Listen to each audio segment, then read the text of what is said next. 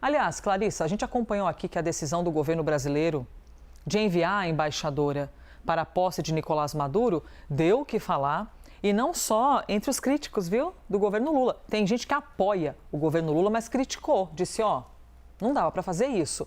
Na sua avaliação, qual está sendo a postura do presidente Lula em relação à Venezuela? Porque eles tentam dividir, a diplomacia é uma coisa, o governo é outra. Mas e a postura de Lula em relação a tudo isso?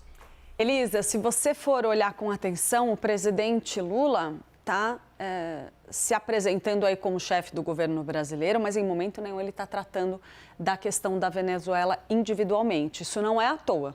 É parte de uma estratégia que tem como claro objetivo não personalizar a posição a respeito das eleições na Venezuela na figura do presidente.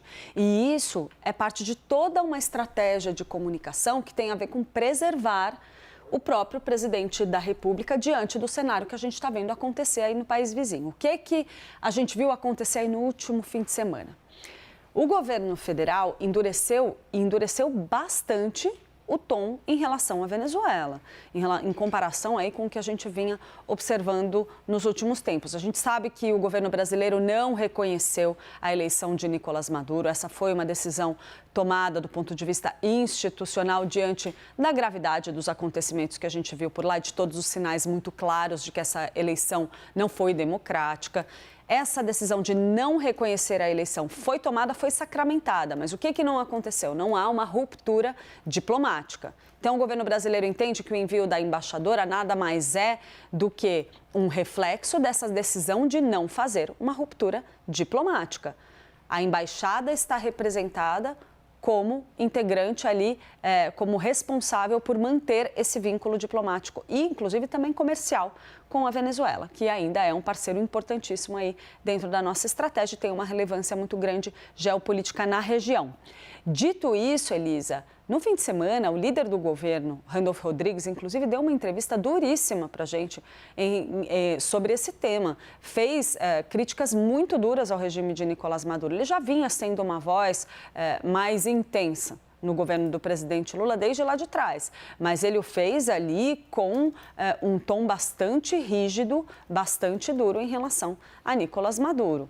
E isso veio junto com o quê? Aí sim, um elemento muito importante para a postura de governo, uma nota do Itamaraty, divulgada na manhã do sábado, na qual o Ministério de Relações Exteriores criticou, condenou ali claramente, explicitamente, a perseguição a opositores de Nicolás Maduro na Venezuela. Tudo isso dá um novo tom para o governo do Brasil em relação à Venezuela, o que não muda o fato seguinte: ainda tem uma portinha aberta. Por quê? O PT mandou uma comitiva para essa cerimônia.